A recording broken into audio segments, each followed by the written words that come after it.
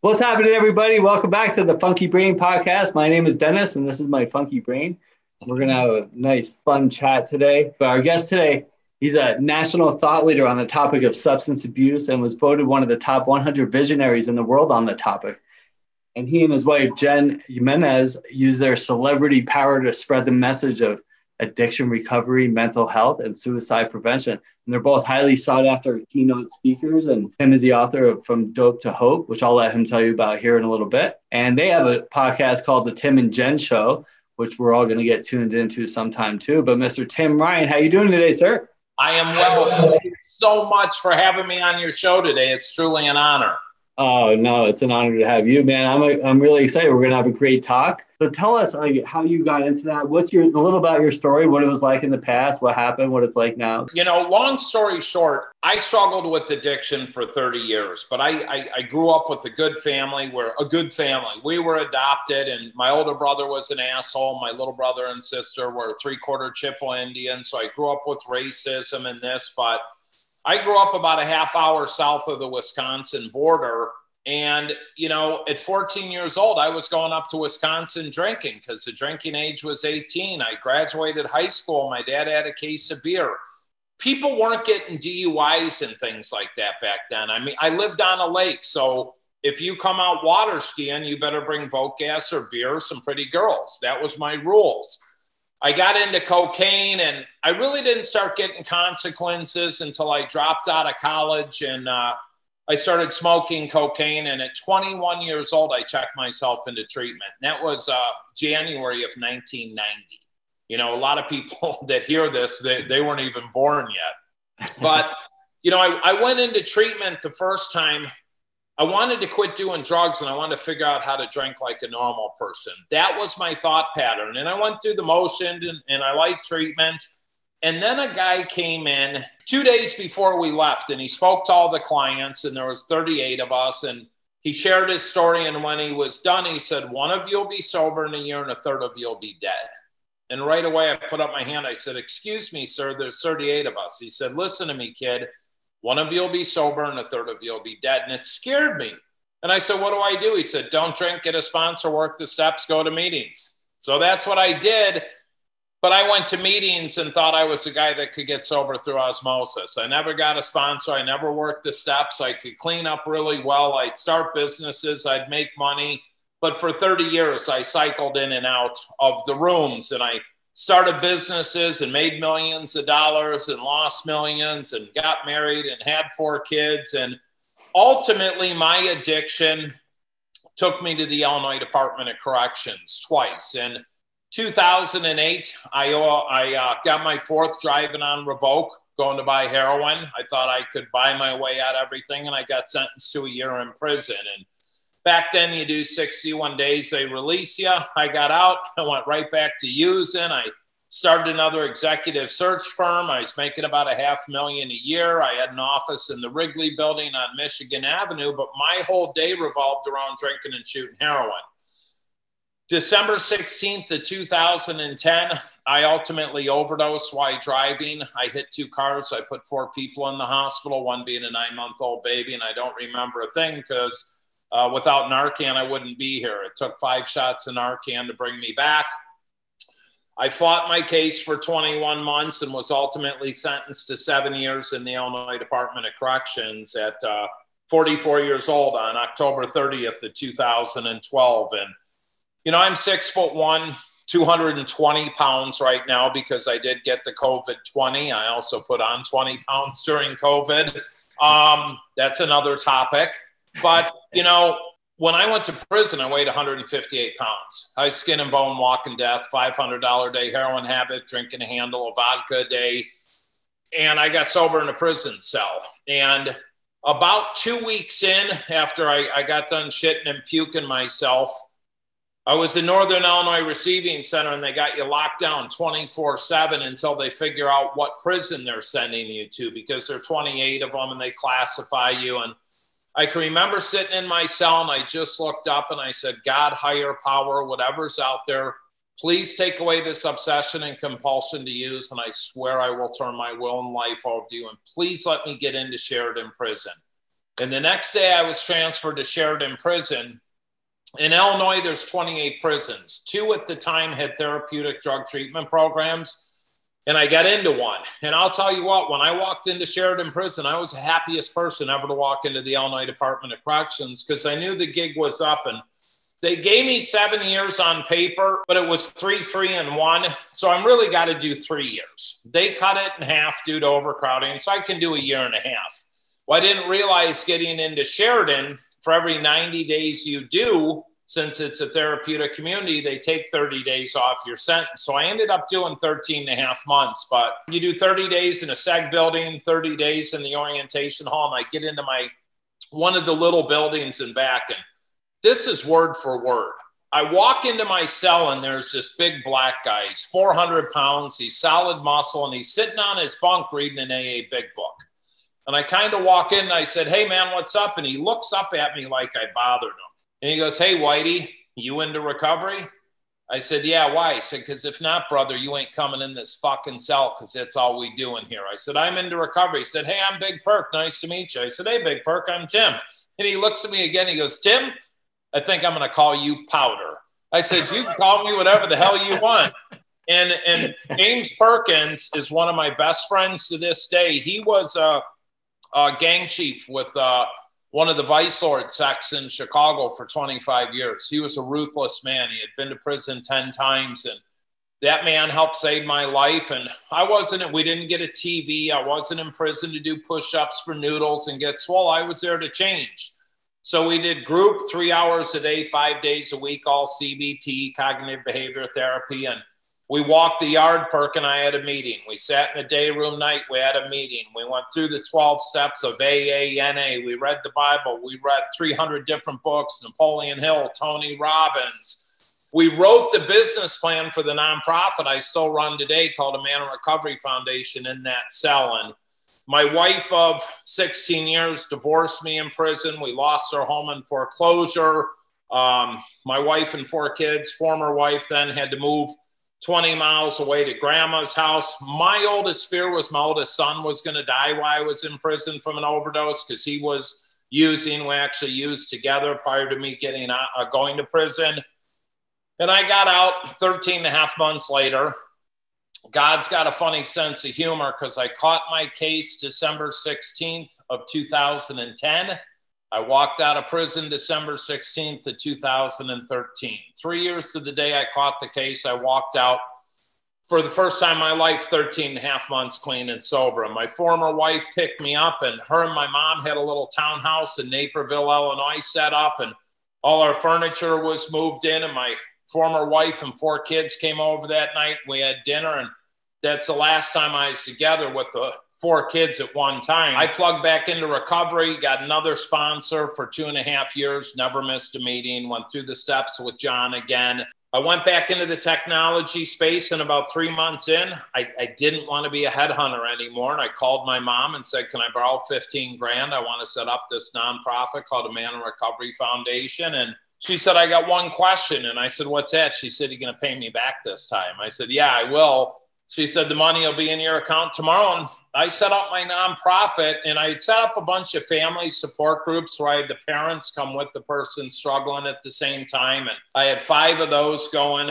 But I thought I'd set up this nonprofit and pay myself 40 grand a year and save the world. What I found out was people would rather donate money to homeless dogs and cats than people struggling with mental health or substance abuse. And I stumbled into working for a treatment center. And on my 21-month sobriety date, my former wife, Shannon, called me at 6 in the morning and said, "Get out of bed. Our son, Nicholas, had overdosed again. I'm picking you up." And she picked me up, and we shot to the hospital, ran into the emergency room. Tim and Shannon Ryan here to see our son, Nick. He overdosed, and 30 seconds later, the chaplain walked out. And I knew my son was dead. And I'll ask you, what was my next thought? Well, hopefully not a drink, but. Well, see, most people will say you wanted to get high. No, my next thought was I'll be at a meeting that night. And I dealt with that. And my son died on my 21-month sobriety date.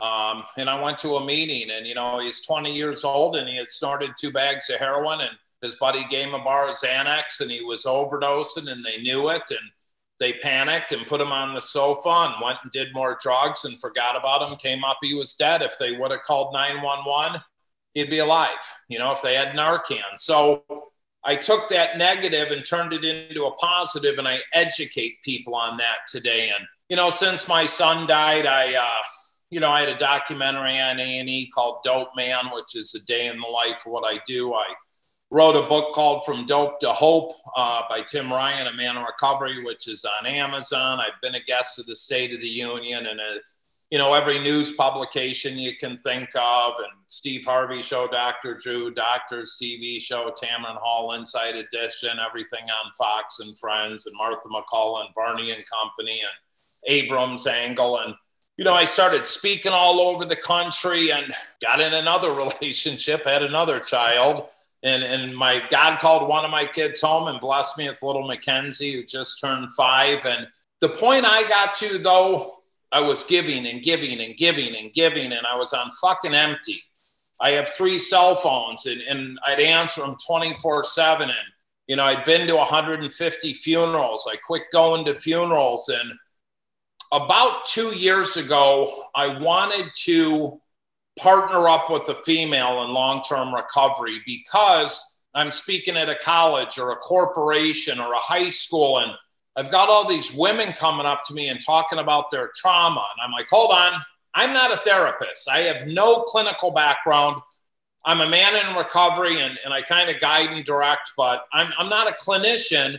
But I wanted to partner with the female, and Jennifer Giminez. I had been following Jen for a number of years on social media, and she's coming up on 15 years sober, and I shot her a message, and she said, hey, I happen to be on an airplane. I was in LA at the time. She said, I'm going to be in Florida this weekend. Let's get together. And I said, great, we'll have coffee, lunch, or dinner. And I got to Florida and got busy and never called her.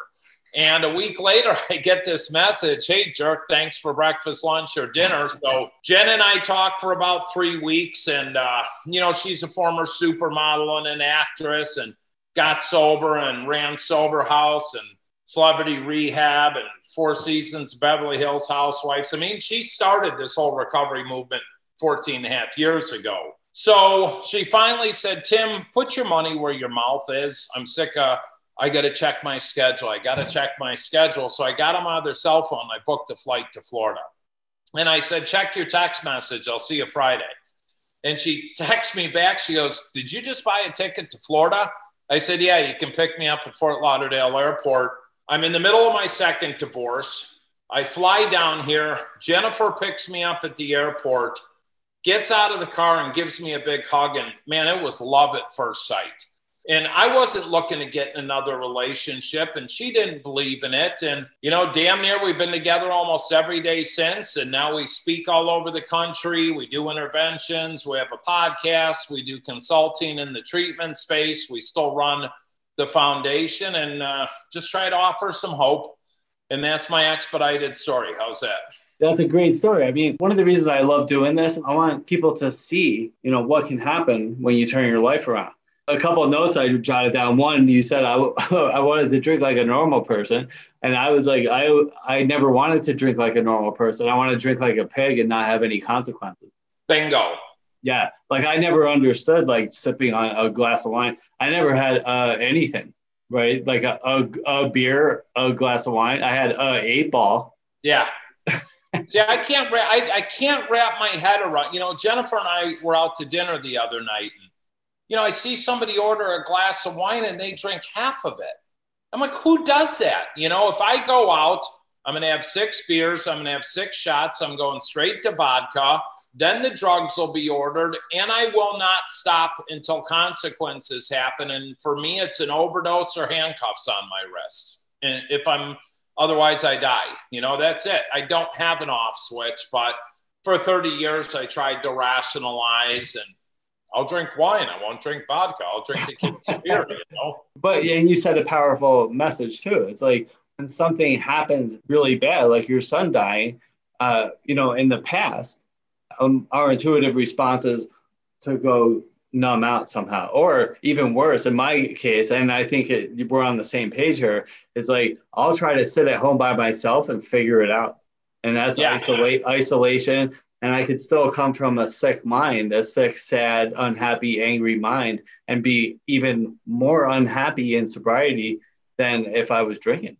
So the best advice I've ever heard is do not take any advice from the last person you drank or got high with. That's yourself. And you bring up a great point, because I see this happen time and time again. And people get sober however they do. Treatment, therapy, walking into an AA meeting or a Celebrate Recovery. I don't care what you do to get sober. But then they get stuck and they have no purpose and connection. And they're stuck. They're a dry drunk. And you know what? You were better using. You were a funnier, happier person. Go get drunk. And I'll tell people, look, you can do it this way and watch the miracles happen, or you can stay stuck where you're at and be fucking miserable. And chances are you're going to blow your head off. And that's just the reality. I just had a dear friend of mine 4 days ago. I checked my Facebook memories. My buddy Tim Dagley pops up. And 3 years ago to that day, I was in Texas, in Houston, and I was the keynote speaker at the big Texas rally. Well, Timmy and I grew up together, and he shows up and spent the whole day with my son and I. And he's a football coach and a baseball coach, and his wife's dying of cancer. 6 months later, Angie passes away.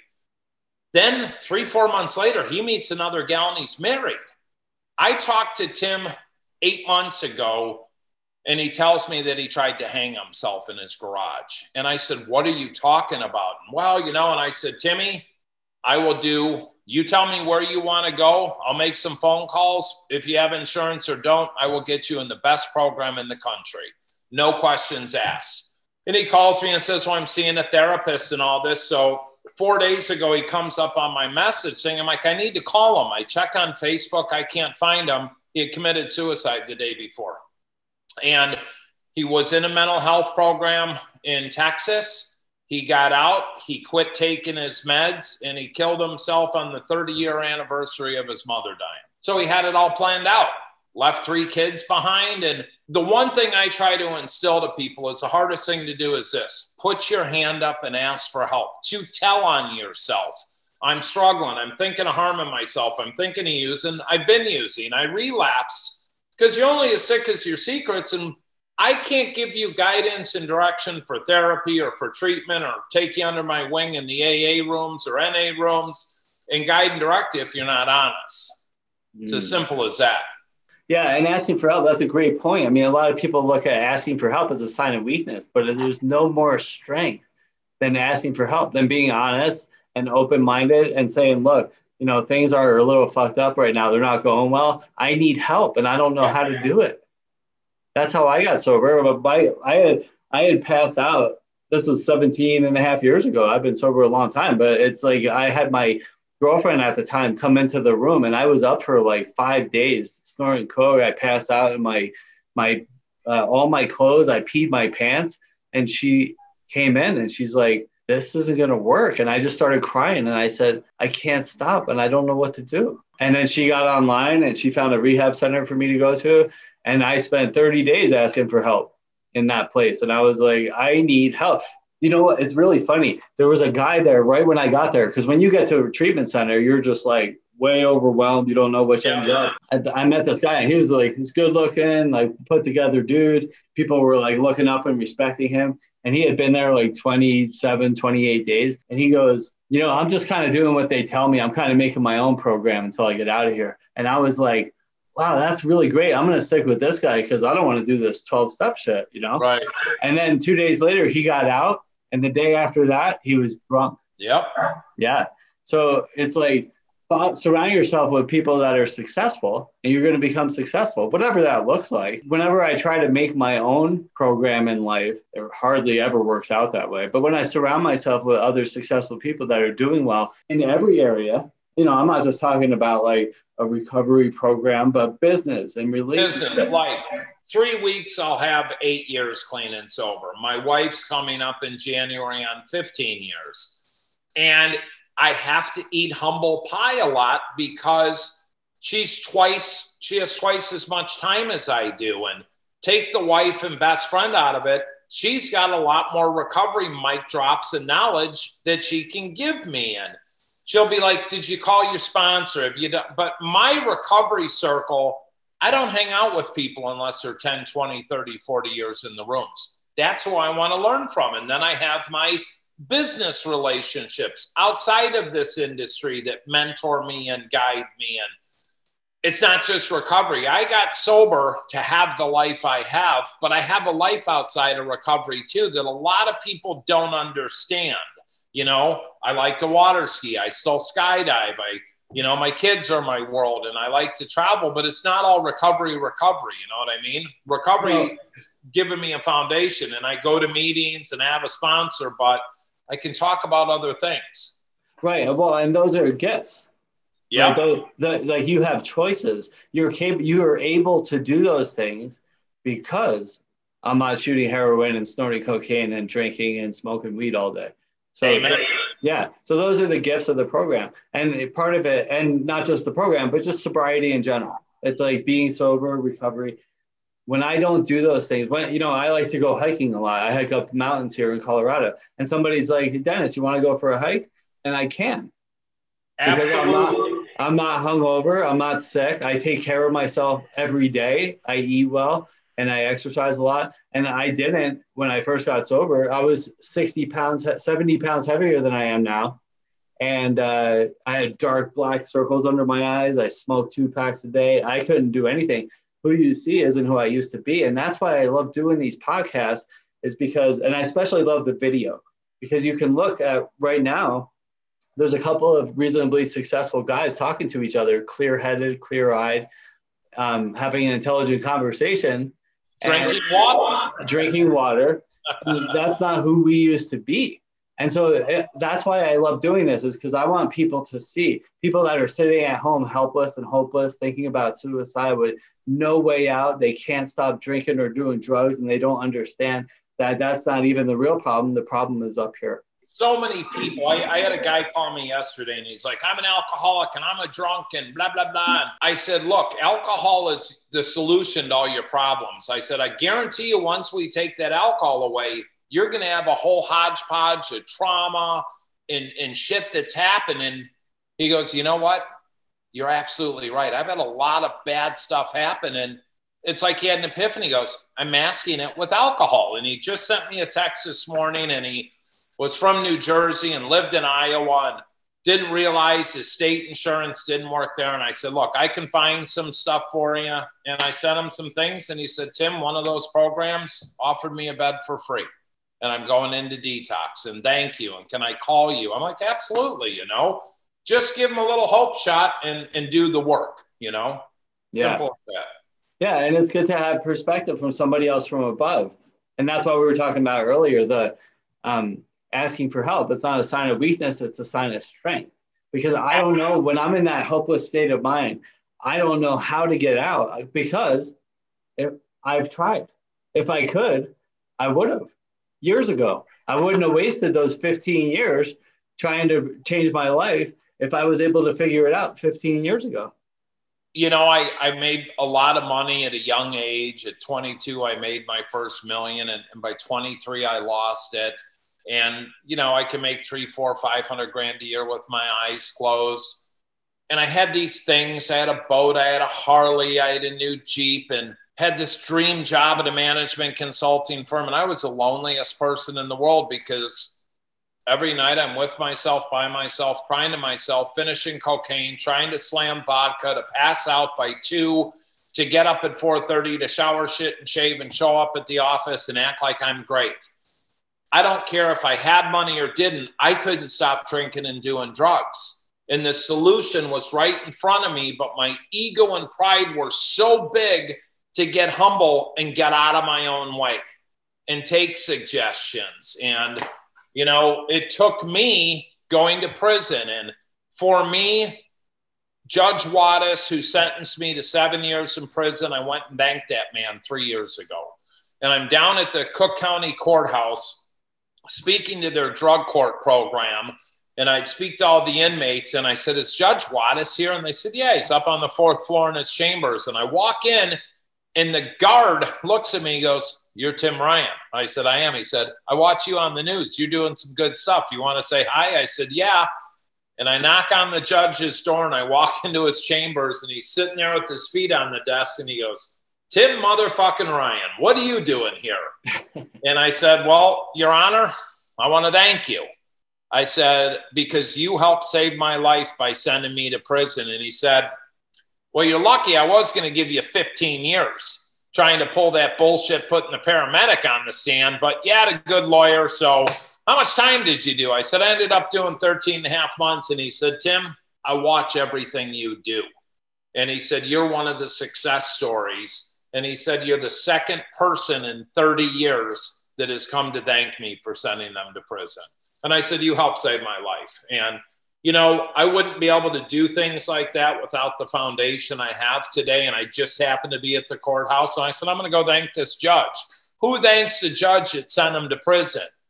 I do, because of the life I live today and the life this has given me, that ups, downs, trials, tribulations, my son dying, my other daughter being born, my other kids in rehab right now, my other 3 are doing well.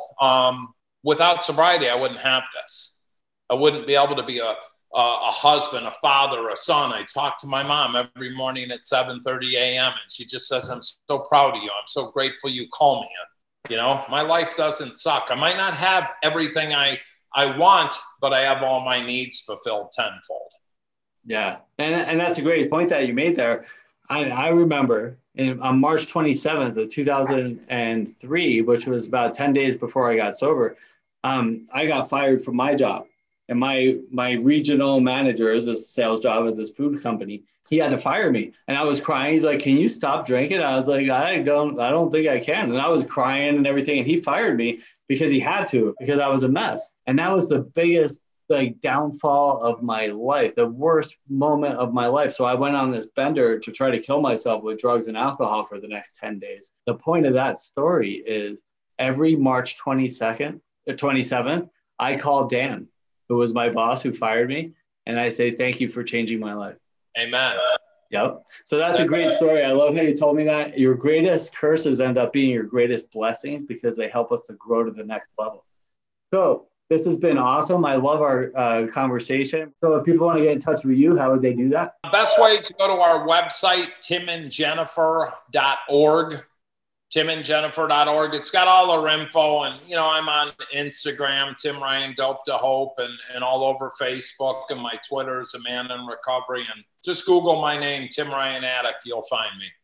Awesome, man. Thank you so much, Tim. I appreciate your time today. Thank you. Yeah, great fun. And thanks, everybody, for tuning in to the Funky Brain podcast. I hope you learned something really good to help you today. I did. And have a great day today, unless you have other plans. I'll talk to you soon. Bye for now. One of the biggest questions I hear all the time is, what does it take to create lasting change in my life? Well, it depends on what's going on in your life. Are you struggling with alcoholism or an addiction of any type, like food or shopping or smoking or your iPhone or porn? Are you having health problems or relationship problems? Do you want to lose 30 pounds or 100 pounds? Do you have a brilliant business idea that you just can't seem to get off the ground? Have you been trying to write your book for years but keep procrastinating? Are you in debt up to your eyeballs and don't know how to get out of it? You want to run a marathon? Well, one of the biggest hurdles in achieving these life-changing goals is consistency. A great example I like to use is when you hear, I tried that diet, but it didn't work. Well, the truth is that it did work. You probably stopped working at it. How does that all play out? Well, you go on a diet, you do what it says, you stop eating sugar and processed foods and crap, you start exercising, moving your body more, and then you lose 30 pounds. So you start eating cheesecake and fast food again, and you gain it all back. So what happened there? There was no accountability and, of course, no consistency in your life. This is where having a high performance coach in your life comes into play. We decide what it is you want to achieve, whether it's sobriety, healthy relationships, weight loss, or whatever. Then we create specific action steps to get these done on a daily basis. And then we radically change your life forever. As a master life coach and best-selling author, I've been working with both men and women worldwide for over 15 years to help them kick their addictions and master their lives. I'm currently working with clients in Canada, England, New Zealand, and of course throughout the United States here. Set up your first free session today. Don't wait till tomorrow or for the perfect time to get started. Now is the perfect time to change your life forever. I'll see you soon. Have a beautiful day.